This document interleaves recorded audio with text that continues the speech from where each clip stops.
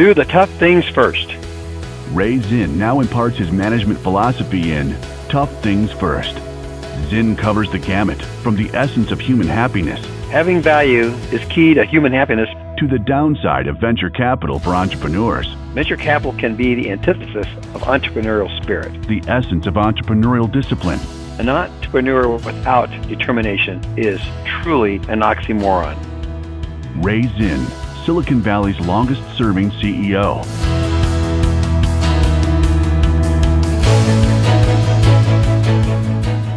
I've been lucky. In my career, I've only had to fire one person who I hired directly. That I was the only dissenting voice on the hiring committee's decision to hire this fellow in the first place is of little consolation. So hiring really good employees predisposes your company towards success. But how do you do this? Ray Zinn knows how, having run the Silicon Valley Semiconductor with the lowest employee turnover rate in his industry. If you want his full wisdom on hiring, motivating, and leading employees, buy a copy of Ray's book, Tough Things First, at Amazon.com or your local bookstore. Now, Ray, that one fellow that I hired and had to fire took a toll on the rest of the team. Not quite destructive, but it certainly hampered things. I had my hunches about him during the interview process, which proved to be right, and I was willing to pass him by and wait for a better candidate, but other people were impatient to fill this slot. Are desperation hires a big problem and perhaps even more of a problem for startups? They can be. Anytime you're desperate, you tend to shortcut the process. And I don't recommend shortcutting the process unless you don't have a choice. So that has to be determined in advance as to whether or not you actually have the flexibility to plow through it correctly in order to get the best people. So yes, that can happen. I think this is probably the most interesting trap that I've discovered in startup culture, because startups will have trouble growing unless they hire good people, yet they are often the most desperate to hire anyone, and thus they are more prone to hire bad employees. After desperation, what drives bad hiring decisions? Probably not being thorough in the interviewing process to understand why the potential employee left his prior job. I know the story about a couple that had left their job and was moving to a different town and wanted to know what the town was like. And they asked this old man on the corner about how the town was. And he said, well, how was it in your previous town? And they said, oh, they're a bunch of busybodies. They weren't very good people. And then the old man said, well, that's the kind of people we have in this town, same kind of people. And then another couple left and same situation. And the old man asked them, well, how was the town that you left? And they said, oh, we loved them. They're wonderful people. And he said, well, you'll find the people here are wonderful too. So again, you want to find out what reasons they left their prior job, because that'll give you a clue as to what kind of person they're going to be. You want people to get along. And so if they like their prior job, they like their prior supervisor, then you have a higher chance of success with that person than with someone who says, oh, I couldn't stand my boss. I didn't like the company. They were poorly run. You be careful about hiring those kinds of people.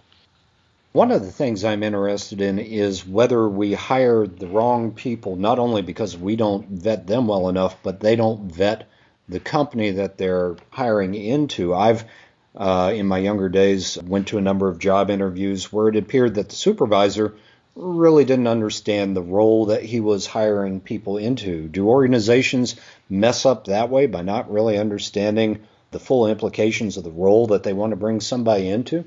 Sure. Absolutely. The supervisor is the one that hires the person. So they have to be capable of interviewing for that job. And if they don't understand the job that they're hiring for, they shouldn't be the one that's doing the interviewing. So yes, the supervisor should know what the requirements are for the job he's hiring for. Well, like most organizations, when I was doing hiring, I would create small interview committees, and I would try to drag in people from different departments for whom this candidate might have to interface. How many people and in what groups or departments should be involved in an interview committee? Well, that depends upon the size of your organization, but I like to have 6. 6 seems like was a good number for us. And we did pull from different organizations. Let's say maybe 3 from the organization that's doing the hiring and then 3 from other departments. That's the balance that we use. So 3 and 3, 3 inside of the department and 3 outside the department. That certainly sounds like a good balance.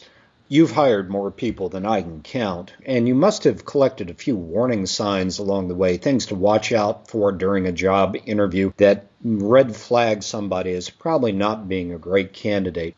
Share with us some of these red flags that you've identified over the years. I mentioned one just a few minutes ago. I like to ask the employee what he thought of his prior supervisor or his company, and if he didn't like his supervisor or his prior company, that was a red flag for me. I also asked him how he liked his job, the kind of work that he was doing, and had him explain what his function was at that company and how well he did or she did with regard to meeting their commitments. So that was another red flag if that person said that they did not have a proper supervision or proper success in completing their tasks at their prior job. That was another red flag. Or if they felt that they weren't treated fairly. Money is always an issue in the hiring process, and I think I flat-footed an interviewer once because he started talking about salary very early in the interview. And I said, let's not talk about money because that's meaningless unless there's a cultural fit. If an interview candidate starts talking about money, is that a red flag? Absolutely. No, I should have mentioned that too. The questions that the employee asks, obviously, or the potential employee asks, let them ask you questions. What would you like to know about our company? And if the first thing he wants to know is about the medical benefits or the vacation or time off or compensation, that's a red flag. If they want to know about the direction of the company, they want to know about the type of products, a little bit more about the company itself, then that shows their interest is at the company, not for themselves. So if they're direct it more at what's in it for me, then that's a red flag. I think one of the most interesting things about Silicon Valley is that traditional dress codes have been completely inverted in some cases. Dressing appropriately for a job is important, but in our culture here, you can actually overdress for an interview. What would be your advice to people going out and interviewing or in hiring in terms of what their expectations should be about somebody's appearance when they show up for a job interview? Well, you should know the company in which you're interviewing. Likewise, the supervisor should know what he's expecting in the way of dress. And so you can overdress and you can underdress, depending upon the company. So make sure you do your homework and understand what is the typical dress of the company so that you don't get overdressed. But it's better to be more dressed than underdressed. And so make sure you understand what the culture of the company in which you're interviewing. Well, these are all great lessons because what we're talking about here is leadership. Leadership is all about getting things done through people. If you don't hire great people, then don't expect to accomplish great things. But one of the great things you can do right now is connect with Zinn on LinkedIn, Twitter, and Facebook, and you can find these contact points at toughthingsfirst.com/contact. The other great thing you can accomplish right now is to subscribe to the Tough Things First podcast using iTunes, Google Play Music, TuneIn, Pocket Cast, and other popular outlets.